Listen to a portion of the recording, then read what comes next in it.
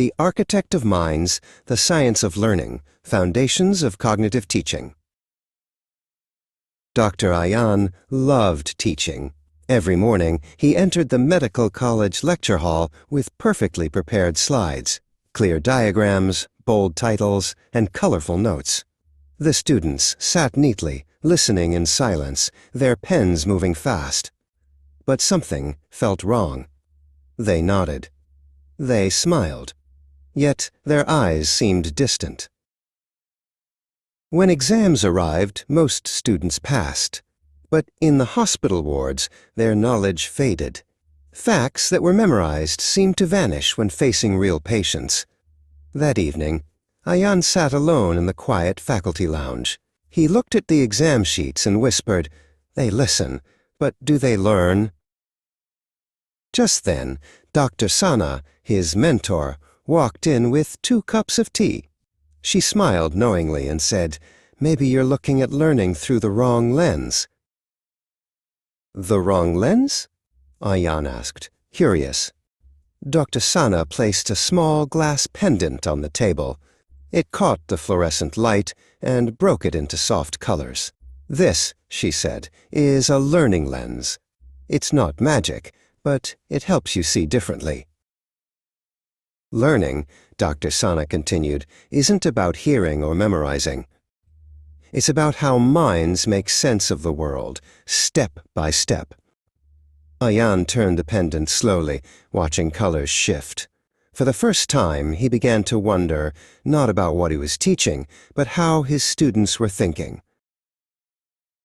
The next morning, Ayan entered the class with his invisible learning lens. When he gave a small quiz, students remembered better. That's behaviorism, he thought, learning through reinforcement. When he explained a topic in smaller, organized ideas, students understood faster. That's cognitivism, he realized, organizing information for the brain. When he shared a real patient story, students' faces lit up with connection. That's constructivism, he smiled, learning through experience. He looked around and smiled. Each approach felt like a different color of light. Alone, each was incomplete. Together, they made learning whole. Later that week, Dr. Sana drew 6 steps on the board. "This," she said, "is Bloom's taxonomy, the ladder of thought." She labeled them: remembering, understanding, applying, analyzing, evaluating, creating. It's how students climb from recall to creativity. Ayan imagined his students on that ladder, starting with remembering facts, then reaching the top where they could create ideas of their own. He smiled softly. Perhaps his role wasn't to fill minds, but to help them climb.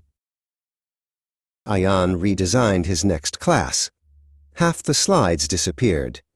In their place came questions. Instead of asking, "What is a fracture?" he asked, "Why does this bone break here and not there?" Students hesitated, then began to think aloud, debate, and draw. The silence that once haunted the room turned into the hum of ideas. After class, a student said softly, "Sir, this time I finally understood." That sentence was worth more to Ayan than any applause. Weeks passed. Ayan's classroom now glowed with curiosity. He no longer looked for silence. He looked for thinking. One afternoon, sunlight passed through the pendant hanging by his window, scattering 6 bright colors on the wall. He counted them quietly, like Bloom's 6 steps. That night, Ayan wrote in his journal, "Teaching is not telling. It is the art of designing how minds grow." He closed his notebook and smiled. He had entered teaching as a lecturer of facts, but had become something far greater, an architect of minds. Every teacher holds a lens, invisible yet powerful. When we look through it with curiosity, we stop asking, "Did they listen?" and begin asking, "Did they understand?" The science of learning is not distant theory. It's the light that guides every good educator. from behaviorism's discipline to cognitivism's structure to constructivism's meaning. The true classroom glows not from projectors or slides, but from the minds that light up within it.